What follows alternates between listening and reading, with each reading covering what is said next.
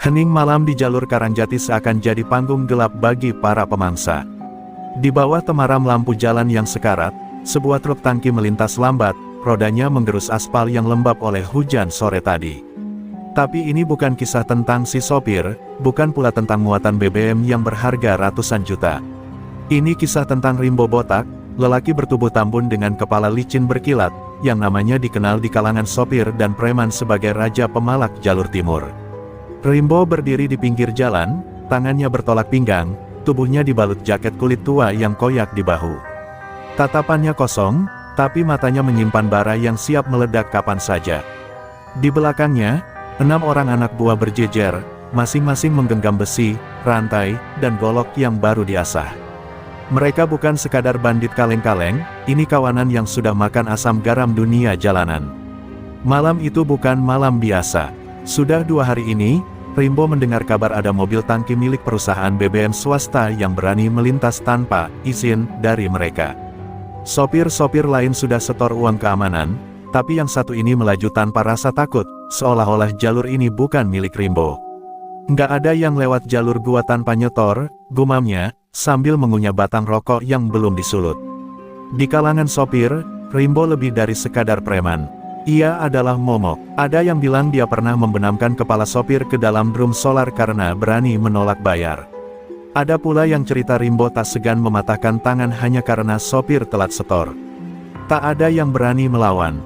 Hukum jalanan cuma punya satu aturan, siapa yang kuat, dia yang berkuasa. Dan Rimbo sudah membuktikan siapa dia selama lebih dari 10 tahun. Rimbo bukan hanya ditakuti karena brutal, tapi juga karena tak pernah salah pilih target. Ia tahu betul mana truk yang layak disatroni, mana sopir yang mudah ditekan. Malam itu, di balik senyumnya yang sinis, ia sudah membayangkan wajah panik sopir tangki yang katanya bandel itu. Dia yakin, begitu truk dihentikan, sopirnya bakal gemetar, menyerahkan dompet, dan mungkin 1-2 jerican BBM buat uang rokok. Tapi ada satu hal yang malam itu terlewat dari benak Rimbo, sesuatu yang bahkan tak pernah dia pertimbangkan. Ada kalanya jalanan tidak tunduk pada hukum manusia. Ada kalanya, jalur gelap menyimpan sesuatu yang bahkan preman sekelas Rimbo pun tak akan siap menghadapinya. Angin malam berembus dingin, membawa bisikan samar dari kegelapan. Salah satu anak buahnya, Maman, sempat bergidik saat melihat bayangan hitam melintas cepat di ujung jalan. "Bang, ini kok rasanya beda?" "Iya," bisiknya. Rimbo hanya menoleh sekilas, lalu mendesis, "Kalau takut, minggir. Malam ini gua mau ngasih pelajaran." Di kejauhan, suara deru mesin tangki mulai terdengar. Rimbo mengepalkan tinjunya, langkahnya mantap ke tengah jalan. Ia berdiri tegak, tubuhnya seperti batu karang di lautan aspal. Di balik mata kerasnya, satu kalimat terpatri kuat, malam ini, siapapun sopirnya, akan tunduk di bawah sepatu Rimbo Botak. Deru mesin itu semakin dekat, dentumannya membelah malam seperti ancaman yang tak kasat mata. Dari tikungan, muncullah sebuah truk tangki berwarna putih bersih, dengan logo perusahaan BBM swasta yang baru berdiri. Tak ada kawalan, tak ada sopir cadangan. Hanya satu kepala kecil tampak di balik kaca depan, duduk tegak, tangan kanan memegang kemudi dengan tenang. Rimbo menyipitkan mata, mencoba menembus remang cahaya lampu depan. "Apa itu, cewek?" gumam Maman, nyaris tak percaya. Beberapa anak buah lain ikut melongok ke depan, bisik-bisik mulai terdengar. Di balik kemudi, sosok perempuan muda, berkerudung hitam, wajahnya teduh namun tanpa ekspresi. Mobil melaju perlahan seolah tidak menyadari 6 lelaki bersenjata berdiri di tengah jalan. Sesuatu yang tak lazim dan anehnya, justru membuat udara sekitar terasa lebih dingin dari biasanya. Rimbo mendecak, menahan amarah yang mulai mendidih. "Cewek, sopir cewek." Dia pikir tempat ini pasar malam. Bentaknya, ia melangkah maju, mengangkat tangan kanannya, memberi isyarat agar truk berhenti. Dalam benaknya, ini bakal jadi cerita yang dia banggakan, memalak sopir cewek, lalu minta setoran double karena nggak tahu diri. Rahayu, si perempuan sopir itu, akhirnya menarik rem tangan. Truk tangki berhenti hanya 2 meter dari Rimbo. Lampu besar menyinari tubuh gempal Rimbo dan kawanan anak buahnya. Tapi alih-alih panik atau takut, Rahayu hanya menatap dari balik kaca. Matanya sayu, nyaris hampa, seperti menatap sesuatu yang jauh di balik tubuh Rimbo. Dan itulah yang justru menusuk ego sang preman jalanan. "Heh, turun!" Suara Rimbo membelah malam. Ia menghantam kap mesin dengan gagang golok, suaranya nyaring memantul di sepanjang jalan. Tak ada reaksi, tak ada rasa gentar. Perempuan itu hanya diam, seolah menunggu sesuatu. Dalam sekejap, udara di sekitar mereka seakan menegang. Bahkan suara jangkrik pun menghilang entah kemana. Maman menepuk bahu Rimbo, berbisik gugup, "Bang, matanya, Bang." "Itu, matanya." Rimbo berbalik dengan kesal, "Apaan sih lo?" Tapi ketika ia menoleh lagi ke arah truk, sepasang mata Rahayu menatap lurus ke arahnya, tajam, merah samar, seolah nyala bara menyala dalam bola matanya. Rimbo terpaku sejenak, ada sesuatu yang merayap dingin di tengkuknya. Perempuan itu perlahan membuka pintu, langkahnya turun dari truk nyaris tanpa suara. Ia berdiri tegak, tubuhnya mungil dibandingkan para preman itu. Tapi dari sorot matanya, seolah ada beban ribuan nyawa yang menatap Rimbo balik. Sesuatu yang membuat anak buah Rimbo mundur setapak, tak berani menatap langsung. Dan Rimbo, dia justru semakin maju, separuh karena gengsi, separuh lagi karena amarah yang mulai menutup logikanya. "Gua bilang, ini jalan gua," desis Rimbo, menahan getaran di dadanya. Tapi saat perempuan itu mengangkat kepalanya dan berbicara dengan suara lirih, hampir berbisik, seluruh darah di tubuh Rimbo seakan membeku. "Jalan ini, bukan milik siapa-siapa." Suara perempuan itu memang lirih, tapi rasanya menghantam dada Rimbo seperti palu godam. Sejenak, semua terdiam. Jalanan yang biasanya riuh oleh suara serangga dan desau angin mendadak senyap. Bahkan Maman yang biasanya paling cerewet kini hanya berdiri kaku, menelan ludah keras-keras. Rimbo menatap perempuan itu, Rahayu, kini berdiri setengah meter darinya. Wajahnya bersih, pucat, dan terlalu tenang, terlalu dingin untuk seorang perempuan yang baru saja dihadang oleh gerombolan preman bersenjata. "Lo siapa? Hah, mau cari mati?" Suara Rimbo meledak, mencoba menutup rasa gentarnya sendiri. Dengan kasar, dia mengangkat golok dan mengarahkannya ke wajah Rahayu.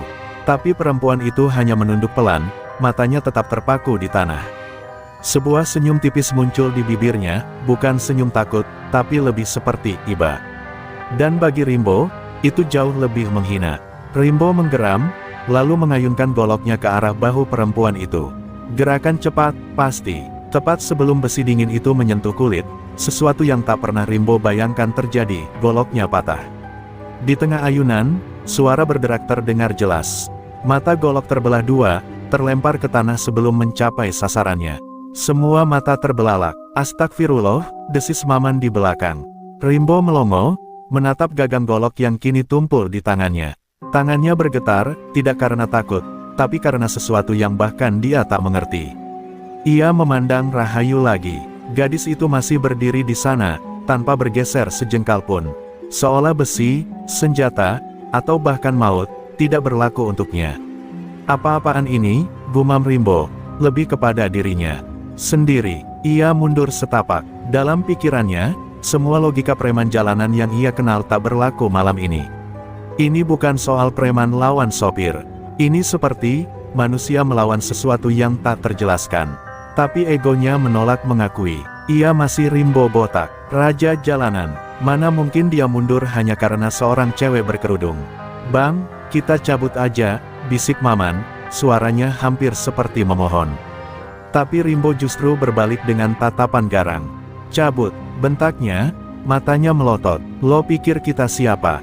Gua gak pernah mundur sama yang begini." Suaranya menggema, memaksa anak buahnya menarik napas panjang. Rimbo menggenggam sisa gagang golok itu, berusaha menahan getaran di tangannya. Dan saat itulah, Rahayu mengangkat kepalanya perlahan. Sorot matanya menembus mata Rimbo, tajam dan dalam, seolah ada sesuatu yang menatap dari balik bola matanya. Suara perempuan itu kembali terdengar, kali ini lebih jelas, namun tetap setenang bisikan malam. "Aku cuma lewat, jangan paksa aku mengajarimu, apa itu rasa sakit." Rimbo mematung. Kata-kata itu, pendek, dingin, seperti cambuk api di dadanya. Ada hawa asing merayap dari tanah, menjalar ke udara.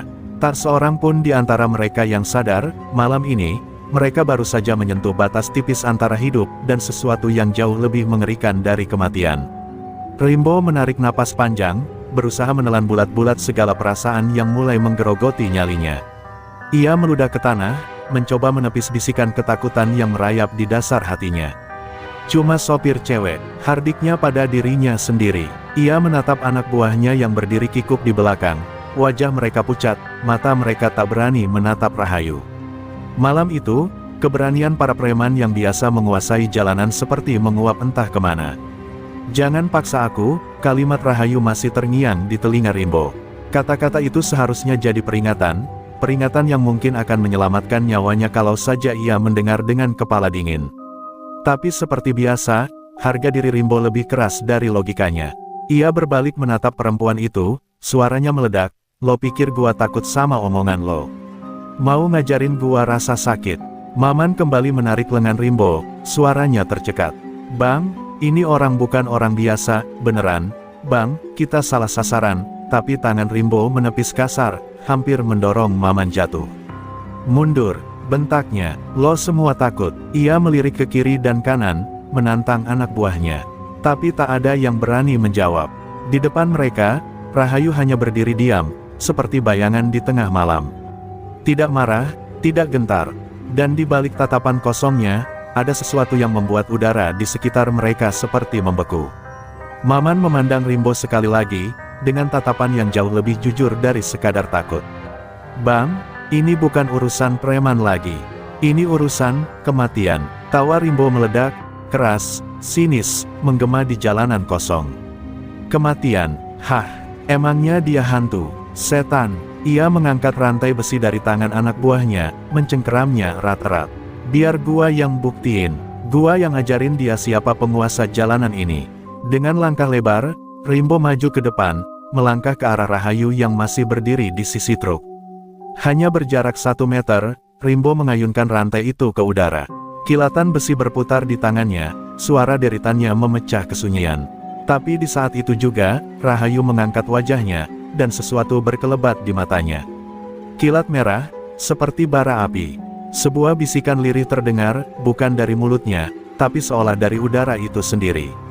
"Aku sudah memperingatkan." Rimbo merasa seluruh tubuhnya ditarik ke dalam pusaran udara dingin. Tangannya yang menggenggam rantai tiba-tiba terasa kebas. Ia berusaha mengayunkan, tapi rantai itu tak pernah sampai ke sasaran. Dalam sekejap, seolah ada kekuatan tak terlihat yang menghantamnya di dada, membuatnya terpental ke belakang, terhempas ke tanah keras dengan suara gedebuk yang memekakkan telinga. Jeritan Maman dan anak buah lainnya membelah malam. Mereka berlari ke arah Rimbo yang tergeletak, menggeliat kesakitan sambil terbatuk-batuk.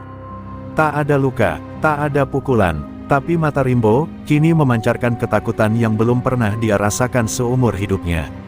Dan di depan mereka, Rahayu masih berdiri, tegak, tak bergeser, bagai bayangan kelam yang tak tersentuh oleh waktu. Rimbo terbaring di aspal dingin, matanya menatap langit malam yang kini terasa jauh dan gelap. Dadanya sesak, bukan karena luka luar, tapi karena hantaman yang tidak masuk akal, seolah udara sendiri berubah menjadi palu raksasa yang menghantamnya dari dalam. Ia mencoba duduk, tapi tubuhnya gemetar hebat. Anak buahnya berkerumun, sebagian mengangkatnya, sebagian hanya menatap Rahayu dengan wajah ngeri. Tidak ada yang tahu apa yang baru saja terjadi. Tidak ada yang berani bertanya. Sementara itu, Rahayu melangkah perlahan mendekat. Sepatu but hitamnya menyentuh genangan kecil di pinggir jalan. Setiap langkahnya seperti gema, meski tak ada suara keras. Ia tidak bicara, ia tidak mengangkat tangan, tapi seluruh suasana menjadi tegang, seolah alam pun menahan napas. Daun-daun tak bergerak, angin pun berhenti bertiup. Malam ini, waktu seperti tertahan. "Bang, ini udah bukan soal harga diri," bisik Maman dengan suara parau. "Kita gak bisa ngelawan ini." Tangannya menggenggam bahu Rimbo, mencoba menahan gerakan pria itu yang masih berkeras ingin bangkit. Tapi Rimbo, meski terengah-engah, menatap Rahayu dengan amarah bercampur bingung. Ia belum bisa menerima bahwa malam ini, dirinya bukan penguasa. "Apa, siapa lu, sebenarnya?" desis Rimbo dengan suara berat. Matanya menyipit, mencoba fokus. Tapi yang ia lihat justru bukan hanya wajah Rahayu, melainkan bayangan samar yang berdiri di belakangnya, tinggi, tanpa bentuk jelas, tetapi penuh aura kematian. Sesosok entitas, seolah mengikuti gadis itu kemanapun ia pergi. Rimbo terkesiap, Peluh dingin membasahi pelipisnya. "Aku bukan siapa-siapa," jawab Rahayu akhirnya, suaranya pelan seperti doa. "Aku hanya pelintas jalan, membawa amanah. Tapi jika kalian menodai jalur ini dengan niat jahat, maka yang bersamaku akan membalas." Ia memandang satu persatu wajah mereka, Maman, Ucok, Jojon, Darto, semua tertunduk, tak mampu membalas tatapan itu. Tiba-tiba, truk tangki di belakang Rahayu mengeluarkan suara retakan aneh. Seluruh bodi kendaraan bergetar sendiri, seperti marah. Suara logam bergesek itu membuat bulu kuduk semua orang berdiri. Tak ada mesin yang menyala, tak ada tangan yang menyentuh.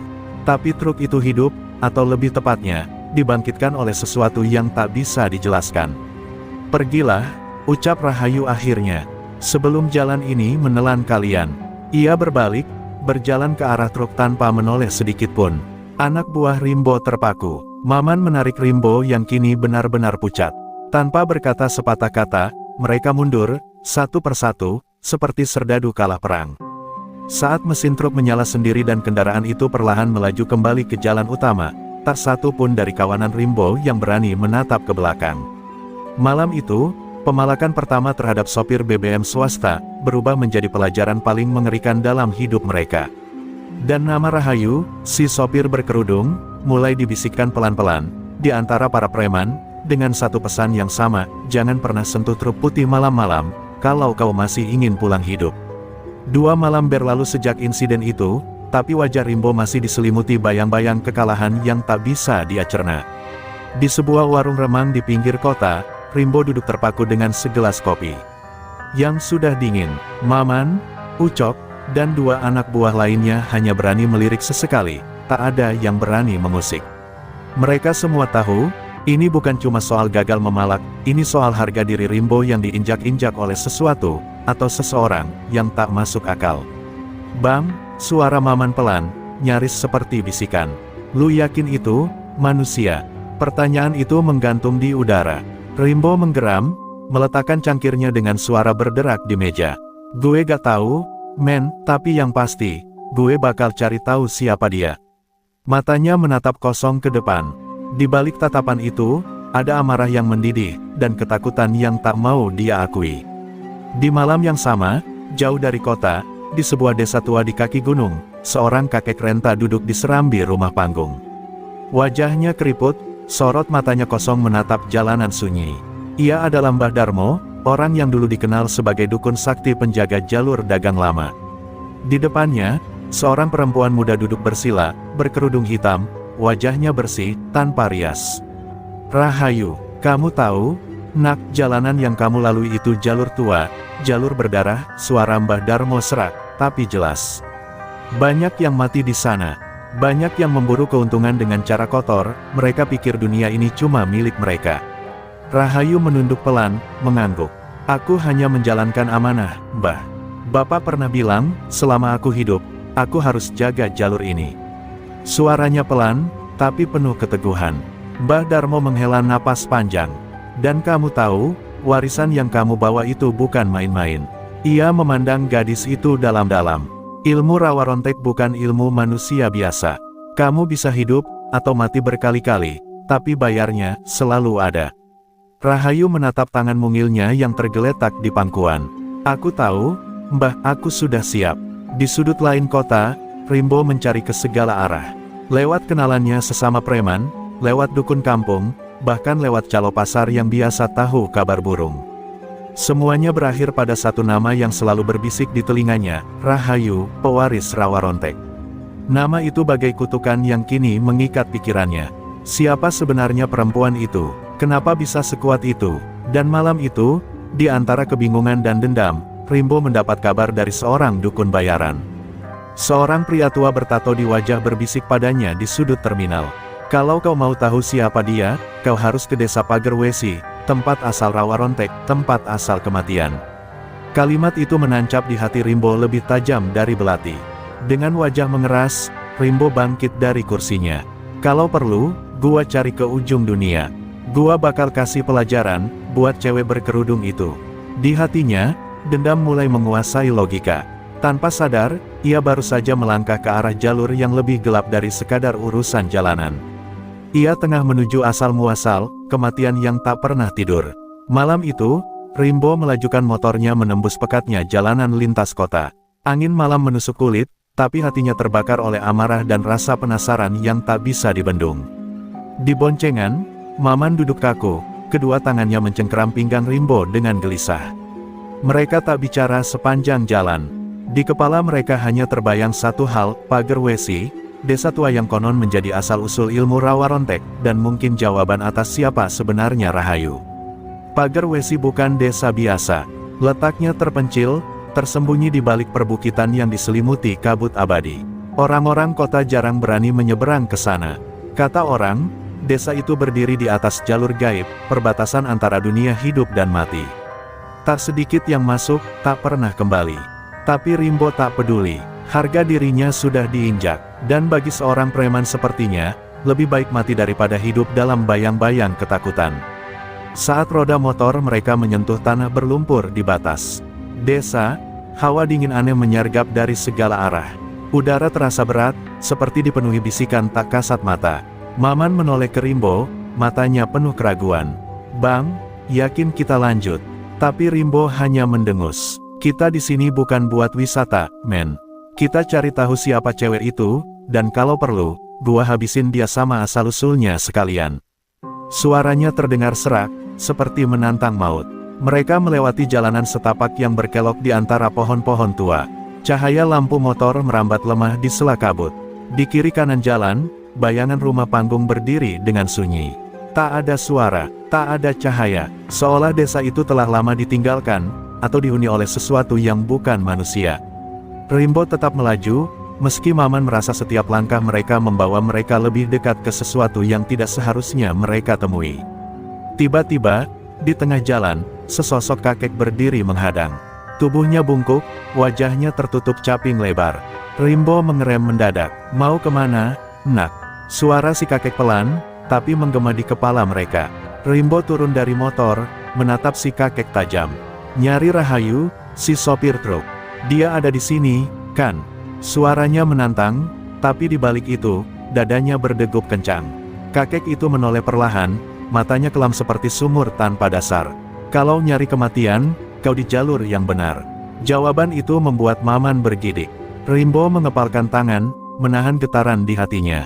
"Gua gak takut," teriaknya, tapi si kakek hanya tertawa, suara tawanya serak, seperti daun kering terbakar. "Yang takut bukan yang mati, nak, tapi yang masih hidup." Tanpa menunggu jawaban, si kakek berbalik dan berjalan menembus kabut, tubuhnya seolah larut dalam kabut tebal. Rimbo terdiam sejenak, lalu menyalakan lagi motornya. "Ayo, men, kita kejar." Suaranya terdengar lebih sebagai perintah bagi dirinya sendiri. Tapi saat mereka berusaha melaju, motor itu mati mendadak. Mesin berhenti, lampu padam, dan sunyi kembali menelan mereka. Malam itu, di batas pagar Wesi, Rimbo dan Maman berdiri terperangkap dalam diam. Entah karena mesin mogok, atau karena desa itu sendiri yang menolak kehadiran mereka. Yang jelas, perjalanan balas dendam Rimbo, baru saja berubah menjadi perjalanan yang jauh lebih kelam dari yang pernah ia bayangkan. Di tempat ini, bukan dia yang memburu, tapi dia yang diburu. Udara di pagar Wesi semakin membeku. Rimbo berdiri kaku di samping motornya yang mati total, sementara Maman mulai gelisah, matanya liar menatap ke sekeliling. Mereka berdua kini benar-benar terjebak di tengah keheningan yang menakutkan. Tak ada suara jangkrik, tak ada desir angin, seolah alam pun memutuskan untuk membisu. Bahkan, detak jantung mereka terasa seperti gema yang terlalu keras di telinga sendiri. Rimbo mencoba menyalakan motor lagi, berulang kali memutar kunci kontak. Mesin hanya menggeram lirih, sebelum akhirnya benar-benar mati. Keringat dingin mulai membasahi tengkuknya. "Sial," desisnya, menendang tanah dengan kesal. Tapi di dalam hati, ia tahu, ini bukan soal mesin. Ini adalah peringatan. Pagar Wesi menolak mereka. Maman mendekat, suaranya nyaris tak terdengar. "Bang, kita harus balik, sebelum kita nggak bisa pulang." Namun sebelum mereka bisa melangkah pergi, kabut di depan mereka bergulung perlahan, membentuk siluet-siluet samar. Sosok-sosok itu berdiri tak bergerak, mengelilingi jalan setapak. Puluhan, atau ratusan, makhluk berwujud bayangan, dengan mata merah membara, menatap lurus ke arah mereka. Rimbo menelan ludah. Tangannya refleks meraih rantai besi di pinggangnya, tapi jari-jarinya gemetar hebat. Salah satu bayangan itu melangkah maju. Wujudnya seperti manusia, tapi terlalu tinggi dan kurus, kulitnya pucat kelabu. Di wajahnya hanya ada 2 lubang mata kosong yang mengeluarkan cahaya merah menyala. "Kenapa kalian datang ke gerbang yang tak pernah kembali?" Suara makhluk itu serak, seperti bisikan dari balik liang kubur. Maman mundur setapak, hampir terjatuh. "Bang, ini bukan manusia, Bang, kita harus pergi." Rimbo menatap makhluk itu dengan mata membara, separuh karena takut, separuh karena harga diri yang terluka. "Gua cuma mau tahu, siapa Rahayu?" Bentaknya keras, berusaha mengusir rasa gentar. Tapi makhluk itu malah mendekat, dan dalam sekejap, wajahnya tepat di depan Rimbo. "Rahayu, bukan milik dunia ini. Dia penjaga jalur, dan kau sudah menyeberang batas." Tiba-tiba, dari balik kerumunan bayangan, Rahayu muncul perlahan. Ia berjalan tanpa suara, kerudung hitamnya melambai pelan diterpa angin yang entah datang dari mana. Matanya menatap Rimbo dalam-dalam, tanpa marah, tanpa benci, hanya dingin, seperti melihat seekor semut yang berjalan menuju jurang. "Aku sudah memperingatkanmu, Rimbo," katanya pelan. "Kau sudah melewati gerbang yang tak pernah kembali." Maman mematung, matanya berkaca-kaca, lututnya lemas. "Bang, kita salah, kita benar-benar salah," bisiknya, hampir menangis. Tapi Rimbo hanya terdiam. Untuk pertama kalinya dalam hidupnya, ia merasa kecil. Sangat kecil, dikelilingi makhluk dari dunia yang tak ia kenal, dihadapkan pada sosok perempuan yang tak bisa dia kalahkan. Malam itu, harga dirinya remuk, digantikan rasa ngeri yang menembus tulang. Dan ketika Rahayu mengangkat tangannya, kabut di sekeliling mereka berubah menjadi pusaran kelam yang menggulung seperti jurang tak berdasar. Rimbo sadar, mereka telah melangkah ke gerbang yang tak pernah kembali. Jalan pulang tertutup, yang tersisa, hanyalah bayangan kematian yang kini menjemput mereka.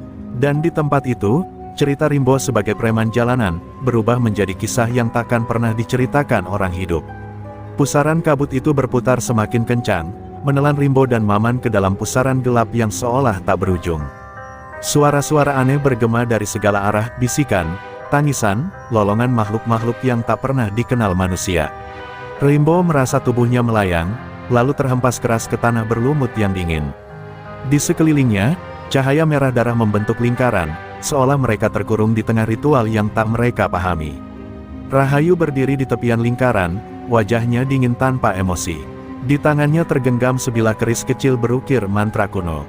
Di belakangnya, makhluk-makhluk bayangan berdiri membentuk lingkaran kedua, matanya merah membara. "Kalian melangkah terlalu jauh," suara Rahayu bergema, tapi terdengar langsung di dalam kepala Rimbo dan Maman. Dan di pagar Wesi, semua yang melanggar jalur harus diikat. Maman berusaha bangkit, tapi sekujur tubuhnya terasa ditarik oleh kekuatan tak terlihat. Mulutnya terbuka, ingin berteriak, tapi suara itu tercekik di tenggorokan. Rimbo mencengkeram tanah, mencoba meraih rantai besi di pinggangnya, tapi rantai itu meleleh menjadi asap hitam begitu disentuh. Ia menatap ke atas, ke arah Rahayu, dengan mata yang mulai diliputi ketakutan murni. "Apa yang lu lakuin? Ini apaan?" teriaknya. Rahayu berjalan mendekat, setiap langkahnya memancarkan aura yang membuat tanah retak dan udara berdesir. "Ini adalah pengikat nyawa. Upacara kuno, untuk mengembalikan kalian ke tempat yang seharusnya. Kalian bukan bagian dari jalur ini, dan jalur ini akan menelan kalian." Ia mengangkat kerisnya tinggi-tinggi. Kilatan merah menyambar ke langit, dan suara dentuman keras memekakkan telinga. Bayangan-bayangan itu mulai bergerak berputar, menciptakan arus pusaran hitam di sekeliling Rimbo dan Maman. Tubuh mereka ditarik, bukan secara fisik, tapi seolah jiwa mereka direnggut paksa dari tubuh. Maman menjerit histeris, wajahnya memucat, matanya melotot. "Bang, ampun, Bang, ampuni kita salah, kita salah." Teriaknya di tengah jeritan neraka yang mengitari mereka. Rimbo terdiam. Untuk pertama kalinya, ia merasa, bukan lagi preman, bukan lagi jagoan jalanan. Ia hanyalah manusia kecil yang sombong, menantang kekuatan yang tak pernah ia pahami. Air matanya menetes, entah karena ketakutan, atau karena sadar semua ini salah. "Rahayu, tolong," suaranya bergetar. "Jangan, kita, salah."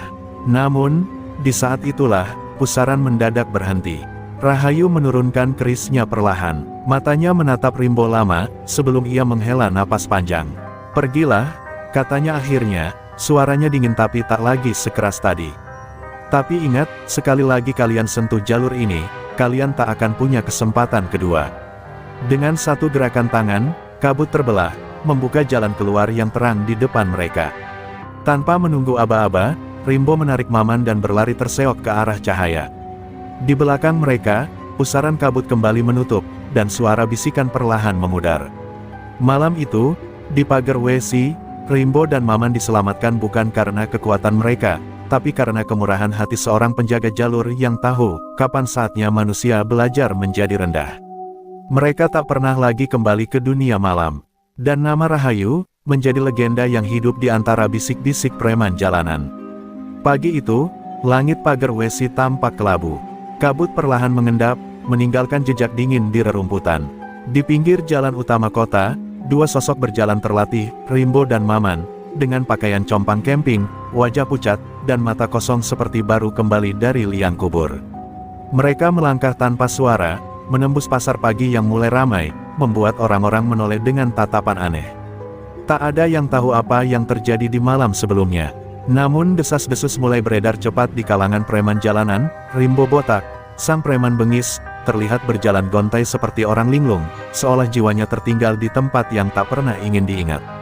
Maman, yang biasanya cerewet dan suka menggertak, kini hanya menunduk diam, seolah bisikan-bisikan dari pagar WC masih mengejar kemanapun ia pergi.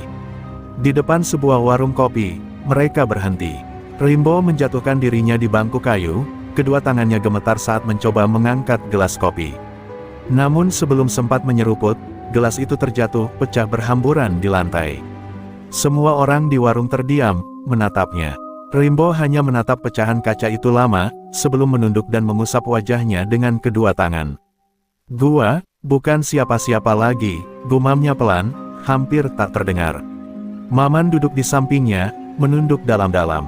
"Bang, gua mimpi, atau kita beneran nyaris mati di sana?" bisiknya, suaranya parau. Rimbo tidak menjawab, ia hanya memandang lurus ke jalan, ke keramaian pasar, tapi pikirannya jauh melayang, kembali ke saat ia berlutut di hadapan Rahayu dan makhluk-makhluk jalur gaib itu. Ketakutan itu nyata, terlalu nyata untuk disebut mimpi. Tak lama, seorang lelaki tua, sesepuh preman yang dikenal sebagai Pak Angga, datang menghampiri mereka. Ia menatap Rimbo lama, lalu duduk di seberang meja. "Gua denger lu dari pagar WC," katanya perlahan. Rimbo hanya mengangguk, tanpa berani menatap matanya. Pak Angga menarik napas dalam. "Lu ngerti kan, Rimbo?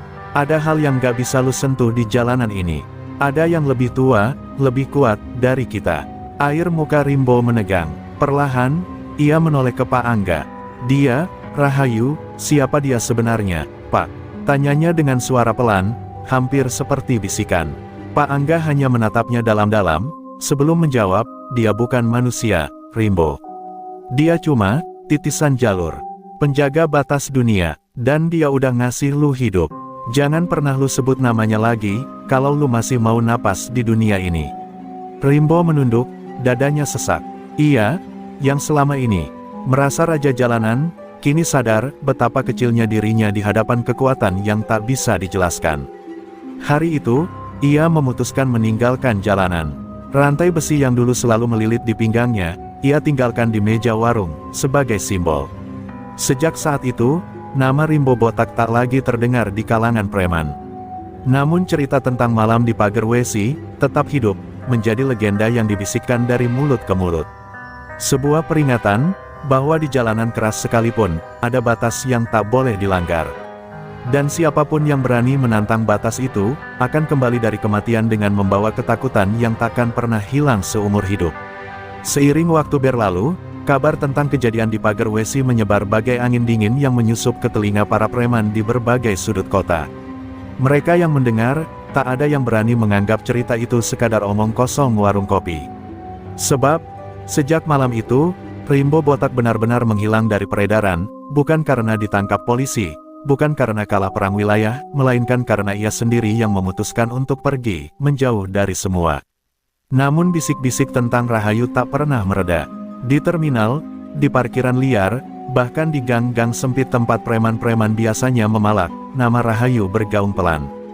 "Hati-hati lu, jangan macem-macem sama sopir tangki, entar Rahayu yang nyamperin," begitu kata mereka.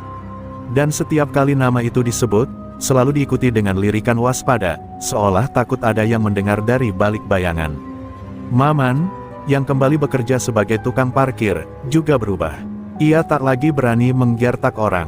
Mulutnya yang dulu selalu jumawa, kini lebih sering terdiam. Setiap malam, sebelum pulang, ia selalu menoleh ke belakang, memastikan tak ada bayangan aneh yang mengikutinya. Kadang, ia merasa ada bisikan samar di telinganya, suara lirih perempuan yang berucap, "Ingat batasmu," membuat bulu kuduknya berdiri tanpa sebab. Di suatu malam, saat Maman tengah duduk sendirian di pinggir jalan, seorang sopir tangki menghampirinya. Sopir itu, lelaki muda dengan wajah lelah, menepuk bahunya dan berkata, "Bang, itu sopir perempuan yang lu ceritain, Rahayu, dia masih ada. Gue tadi lihat dia bawa tangki masuk pagar WC. Sendirian." Maman hanya menatap kosong, bibirnya bergetar, tapi ia tak sanggup berkata sepatah kata pun. Beberapa hari kemudian, terdengar kabar dari jalur pagar WC. Ada gerombolan begal baru, preman-preman dari luar kota, yang mencoba menghadang truk tangki di tempat yang sama. Malam itu, warga hanya mendengar suara jeritan panjang, lalu sunyi. Paginya, ditemukan sepeda motor dan senjata tajam mereka berserakan di tepi jalur, namun para begal itu lenyap, seolah ditelan bumi. Tidak ada satupun yang kembali. Di warung-warung kopi, para preman mulai bicara dengan suara rendah. "Pagar WC, udah jadi jalur kutukan," bisik mereka. "Yang nyentuh jalur itu, bakal ditarik ke dunia Rahayu." Tak ada yang berani memastikan kebenaran cerita itu. Tapi semua tahu, jalan itu tak lagi bisa dipandang remeh. Bahkan polisi pun, konon, menghindari patroli malam di sekitar pagar WC. Malam-malam berlalu, dan nama Rahayu semakin menjadi bayang-bayang gelap di dunia jalanan. Ia bukan sekadar penjaga truk tangki, ia adalah batas antara dunia manusia dan dunia gaib. Dan mereka yang pernah berhadapan dengannya, tahu betul, ada harga yang harus dibayar jika berani menyentuh jalur yang bukan hak mereka. Rimbo, di tempat perantauannya jauh dari kota, duduk termenung di sebuah masjid tua. Setiap malam, ia berdoa dalam diam, berharap apa yang dilihat dan dialaminya hanyalah mimpi buruk. Tapi jauh di dalam hatinya, ia tahu, ada dunia lain yang membayangi dunia ini. Dan ia, hanyalah salah satu dari sekian banyak manusia yang nyaris ditelan. Jalur gaib itu. Malam itu, langit pagar WC berwarna kelam, lebih pekat dari biasanya. Di tikungan maut yang dulu menjadi saksi pertemuan Rimbo dan Rahayu, deru mesin truk tangki kembali terdengar. Tapi kali ini bukan Rahayu yang mengemudikan, melainkan konvoi tangki dari perusahaan baru yang berani menantang mitos. Mereka menyewa kelompok begal bayaran dari luar kota, preman-preman brutal yang tak percaya tahayul. Tujuan mereka jelas, membuka jalur pagar WC dengan kekuatan kasar. Dipimpin oleh seorang pentolan bengis bernama Gendo, mereka berbaris di sisi jalan, senjata di tangan. "Cuma cerita kampungan," geram Gendo. "Kita sapu bersih sopir-sopir di sini. Siapapun itu," anak buahnya bersorak, yakin bahwa malam ini, mereka akan kuasai jalur yang katanya angker itu.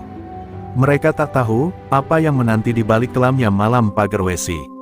Saat truk pertama melintas, mereka langsung bergerak.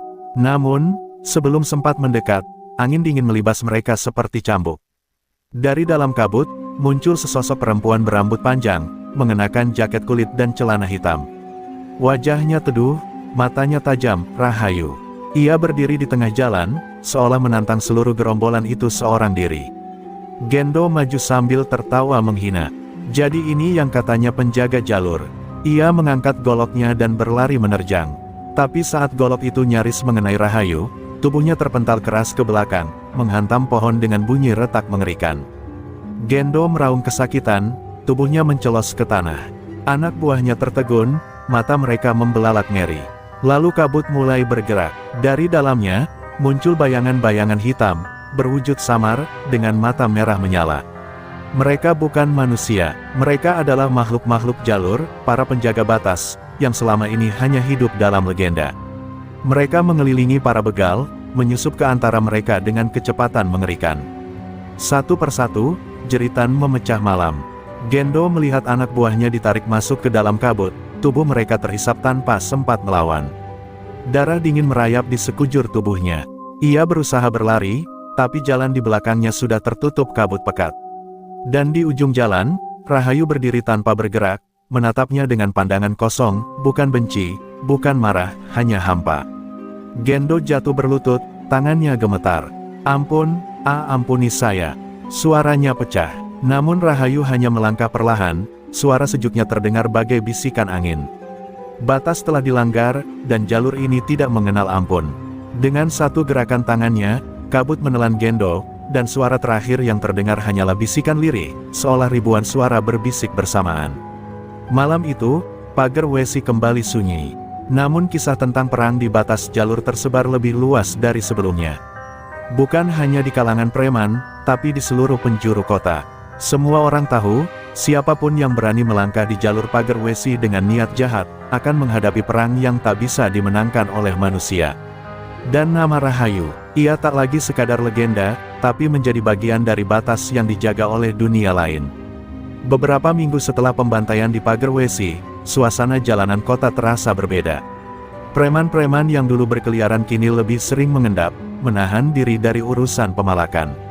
Pagar WC berubah menjadi jalur yang tidak lagi disentuh, jalur maut, begitu mereka menyebutnya. Namun, di balik ketenangan itu, ada satu bayangan lama yang kembali mengusik, Rimbo botak. Rimbo, yang sempat menghilang ke perantauan, kembali muncul di terminal kota. Tapi ia bukan lagi Rimbo yang dulu. Tubuhnya lebih kurus, matanya cekung, dan sorot wajahnya penuh dengan beban yang sulit dijelaskan. Orang-orang hanya berani menatap dari jauh. Mereka tahu, Rimbo pernah berdiri di batas maut dan kembali.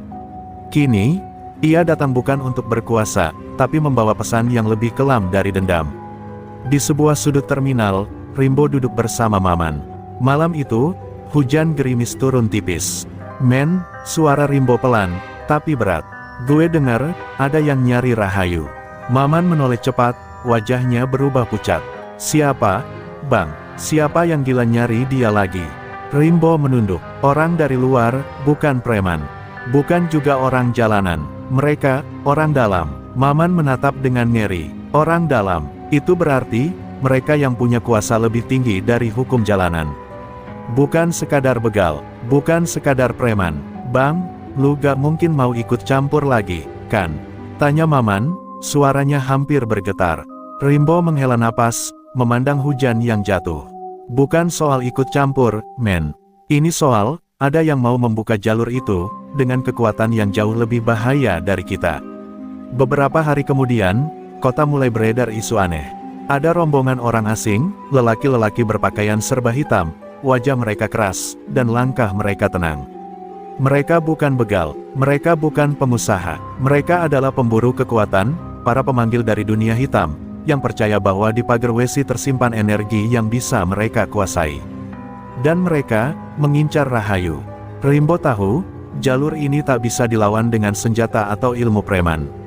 Tapi ia juga tahu, jika para pemburu itu sampai membangunkan kekuatan jalur yang sesungguhnya, bukan hanya pagar WC yang akan jadi kuburan, tapi seluruh kota bisa dilanda bencana. Di wajahnya, terselip bayang-bayang tekad, dan ketakutan yang ia genggam sendiri. Malam itu, di depan warung tua, Rimbo berdiri memandang jalur pagar WC dari kejauhan. "Kali ini, bukan soal harga diri. Ini soal hidup dan mati kita semua," gumamnya. Maman berdiri di belakangnya, menunduk dalam-dalam. Mereka tahu, bayangan lama yang mereka pikir telah berakhir, kini kembali dengan wujud yang jauh lebih mengerikan. Dan dari kejauhan, seolah menjawab bisikan hati mereka, kabut pagar WC tampak bergerak, seakan ada sesuatu yang sedang terbangun di baliknya. Kegelapan belum selesai, dan Rahayu, sang penjaga jalur, belum menghadapi ancaman yang sesungguhnya. Malam itu, pagar WC diselimuti kabut yang lebih pekat dari biasanya. Udara terasa berat, seolah langit sendiri menahan napas. Dari balik gelapnya hutan bambu di tepi jalur, muncul 5 sosok berpakaian serba hitam. Wajah mereka ditutupi kain gelap, hanya mata mereka yang terlihat dingin, tanpa emosi. Mereka adalah para pemburu jalur, kelompok rahasia yang selama ini dikenal sebagai pemanggil kekuatan dari balik batas dunia. Dipimpin oleh seorang pria bertubuh tinggi kurus, berkalung manik-manik tulang, mereka berdiri di tengah jalur dengan tenang. Disinilah kekuatan itu bersemayam, bisik pemimpinnya, yang dikenal dengan nama Kijara. Suaranya pelan, tapi menggema, seolah diucapkan oleh ratusan suara. Di tangannya, sebuah gulungan kain hitam berisi mantra kuno, naskah terlarang yang konon bisa menaklukkan penjaga jalur. Kijara menggelar kain itu di tanah, lalu mulai merapal dengan suara rendah. Kata-kata yang ia ucapkan bukan bahasa manusia, terdengar seperti bisikan dari dalam tanah. Kabut di sekeliling mereka bergetar pelan, dan tanah mulai merekah. Maman dan Rimbo, yang mengintai dari jauh, menahan napas. "Bang, mereka benar-benar mau bangunin sesuatu," bisik Maman, suaranya nyaris tak terdengar. Rimbo mengangguk, rahangnya mengeras. Dari balik kabut, sosok Rahayu perlahan muncul, berdiri diam di tengah jalur. Wajahnya tetap tenang, tapi di balik mata itu, ada kemarahan yang perlahan bangkit. "Pergilah," suaranya pelan, tapi Kijara hanya tersenyum sinis. "Kami tidak datang untuk pergi, penjaga jalur. Kami datang untuk menguasaimu, dan kekuatan yang kau lindungi." Ia mengangkat kedua tangannya, tinggi-tinggi, dan dari tanah yang merekah, muncul bayangan-bayangan hitam yang menyerupai tangan, merangkak keluar. Suasana menjadi mencekam, tanah bergetar, udara berdesir, dan suara lirih seperti ratapan memenuhi udara. Rimbo yang melihat dari jauh, merasakan tubuhnya kaku. "Bang, kita harus..." Maman belum sempat menyelesaikan kalimatnya, ketika Kijara menancapkan tongkat kayunya ke tanah. Pusaran angin hitam meledak dari pusat mantra, menyebar seperti gelombang kejut ke segala arah.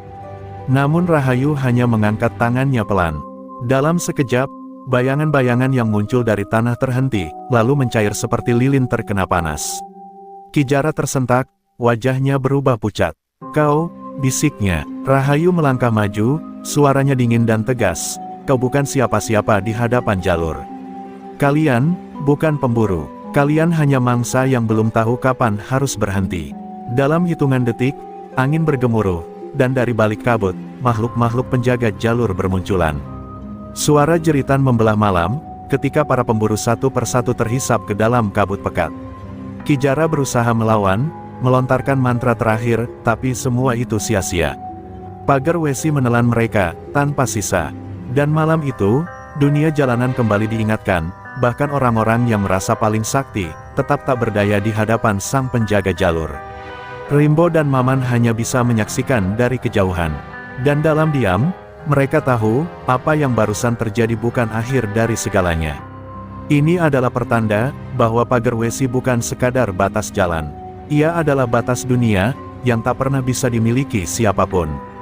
Fajar menyingsing di balik kabut pagar Wesi, tapi sinar mentari seolah enggan menembus pekatnya jalanan itu. Di tengah jalur, Rahayu berdiri seorang diri. Kerudung hitamnya berkibar diterpa angin pagi. Di hadapannya, tanah yang semalam merekah kini kembali rapat, tak ada bekas pertempuran, tak ada jejak para pemburu jalur yang mencoba menaklukkan batas itu. Seolah mereka memang tak pernah ada, atau mungkin memang tak seharusnya ada di dunia ini. Rahayu menatap ke kejauhan, ke arah kota yang mulai bangun dari tidur. Ia tahu, pagar Wesi akan selalu menjadi jalur yang menarik orang-orang serakah, orang-orang yang ingin menantang batas hidup dan mati. Tapi ia juga tahu, tugasnya belum selesai. Ia bukan manusia biasa, bukan pula makhluk gaib sepenuhnya. Ia adalah pengikat dua dunia, penjaga jalur yang diberi mandat sejak kelahirannya. Di kejauhan, Rimbo dan Maman berdiri terpaku, menyaksikan punggung Rahayu dari balik rerimbunan pohon. Tidak ada dendam, tidak ada amarah di mata mereka. Hanya penghormatan, dan rasa takut yang tak berani mereka ucapkan. Rimbo menggenggam rantai besinya yang sudah berkarat, lalu melemparkannya ke tanah. "Dia bukan musuh kita, men," bisiknya pelan. Maman menunduk, mengangguk. "Dia, pelindung kita, Bang. Pelindung jalanan ini." Hari itu, Rimbo mengambil keputusan terbesar dalam hidupnya. Ia takkan pernah lagi menyentuh dunia malam. Ia sadar, ada kekuatan yang tak bisa dilawan oleh nyali atau senjata. Jalanan punya aturannya sendiri, dan siapapun yang berani melanggarnya, harus siap menghadapi batas yang lebih mengerikan dari kematian. Ia dan Maman berbalik, meninggalkan pagar Wesi, meninggalkan dunia lamanya, menuju hidup baru. Sementara itu, di kota, cerita tentang Pagar Wesi dan Rahayu menyebar lebih luas dari sebelumnya. Tapi bukan sebagai cerita horor murahan atau kisah jagoan jalanan, melainkan sebagai peringatan bahwa ada hukum yang lebih tua dari hukum manusia. Hukum yang dijaga oleh mereka yang tak terlihat dan tak terkalahkan. Rahayu, sang sopir perempuan, menjadi bayang-bayang yang hidup di antara bisik-bisik jalanan. Malam-malam berikutnya, truk-truk tangki melintas aman di Pagar Wesi. Tak ada yang berani menghadang. Para sopir selalu menyapa jalur itu dengan salam pelan, seolah memberi hormat pada sesuatu yang menjaga di sana. Dan setiap kali roda truk melaju di tikungan sunyi itu, angin berdesir lembut, seperti jawaban dari sang penjaga jalur. Rahayu tetap muncul sesekali di jalanan, mengemudikan truknya sendiri. Wajahnya tetap sama, tenang, dingin, tak tersentuh, tak ada yang tahu siapa dia sebenarnya, dan tak ada yang berani bertanya. Tapi semua tahu, selama Rahayu ada di jalur itu, tidak akan ada yang berani bermain-main dengan nyawa di Pagar Wesi. Ia adalah batas, ia adalah pengawal, ia adalah bagian dari dunia yang tak bisa disentuh oleh siapapun. Dan Pagar Wesi tetap berdiri sebagai jalur sunyi di antara hidup dan mati. Sebuah pengingat bahwa di dunia ini ada hal-hal yang lebih kuat dari dendam, lebih tajam dari senjata, dan lebih kekal dari kematian. Dan penjaga jalur, Rahayu, akan selalu ada, menunggu di batas yang tak pernah bisa dilampaui oleh siapapun.